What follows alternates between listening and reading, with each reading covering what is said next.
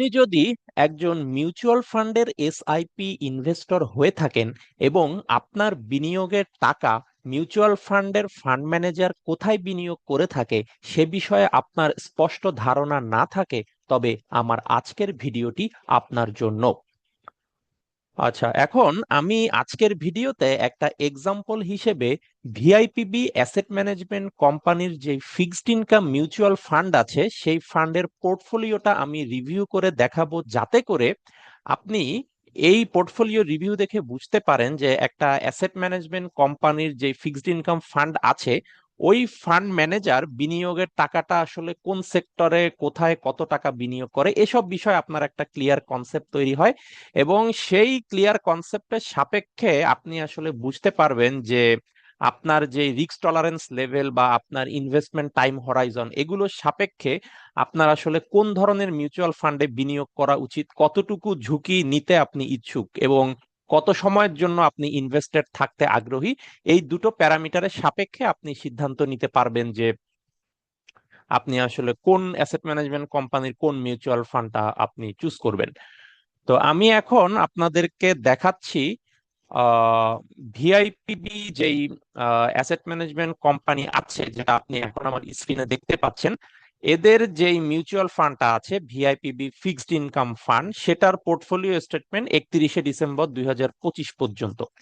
আচ্ছা, এখন দেখেন যে এই পোর্টফোলিও স্টেটমেন্টটা তিনটা ভাগে ভাগ করা। প্রথম ভাগ হচ্ছে investment in capital market securities listed, দ্বিতীয় ভাগ হচ্ছে investment in capital market securities non listed, আর তৃতীয় ভাগ হচ্ছে cash and cash equivalents and investment in securities not related to capital market. Total তিনটা ভাগ আমাদের এখানে আছে।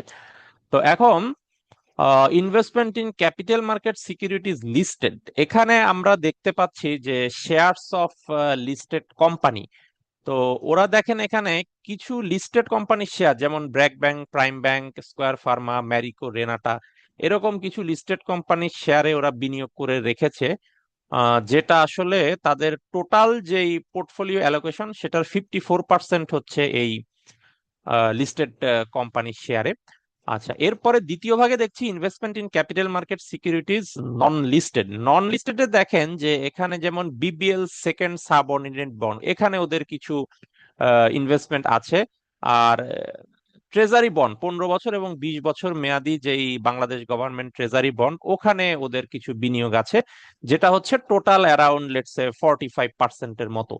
তো তার মানে হচ্ছে যে আমরা দেখতে পাচ্ছি 54% আছে বিভিন্ন লিস্টেড কোম্পানির স্টকে, BRAC bank, square Pharma, Renata, Marico, এগুলো।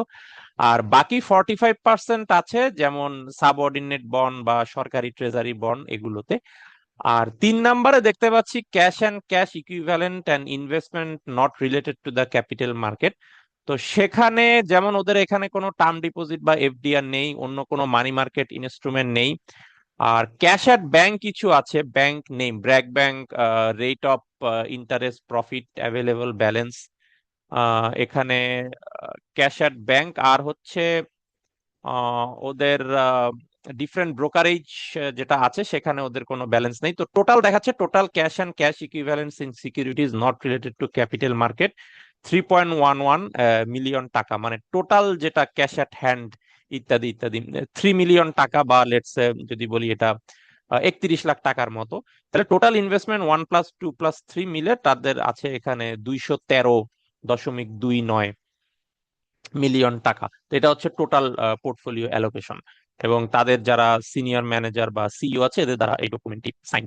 তো এটা হচ্ছে এদের পোর্টফোলিও অ্যালোকেশন, যেখানে যদি সামারাইজ করি যে 54% হচ্ছে বিভিন্ন লিস্টেড কোম্পানির শেয়ারে, 45% হচ্ছে লিস্টেড নন listed bond, treasury bond, subordinate bond, এগুলো। আর বাকিটুক তারা ক্যাশ অ্যাট ব্যাংক, ব্র্যাক ব্যাংকে রেখে দিয়েছে, সো দ্যাট কোনো ইউনিট হোল্ডার যদি তার ইউনিট সারেন্ডার করে তার মানি উইথড্র করে নিতে চায়, যাতে সেখান থেকে সে সেটা দিতে পারে। সেজন্য সব মিউচুয়াল ফান্ড কোম্পানি কিছু টাকা সবসময় ক্যাশ অ্যাট ব্যাংকে রেখে দেয়। তো এই হচ্ছে ভিআইপিবি অ্যাসেট ম্যানেজমেন্ট কোম্পানির ফিক্সড ইনকাম ফান্ড রিভিউ। তো এই রিভিউ নিয়ে যদি আপনার কোনো কোয়ারি থাকে, অথবা আপনি যদি অন্য কোনো অ্যাসেট ম্যানেজমেন্ট কোম্পানির অন্য কোনো মিউচুয়াল ফান্ডের পোর্টফোলিও রিভিউ দেখতে চান, আমার এই ভিডিওর কমেন্টে জানাবেন। আমি স্বল্পতম সময়ের মধ্যেই কিন্তু আপনার সকল কমেন্ট বা কোয়ারির উত্তর দিয়ে দিব। ধন্যবাদ।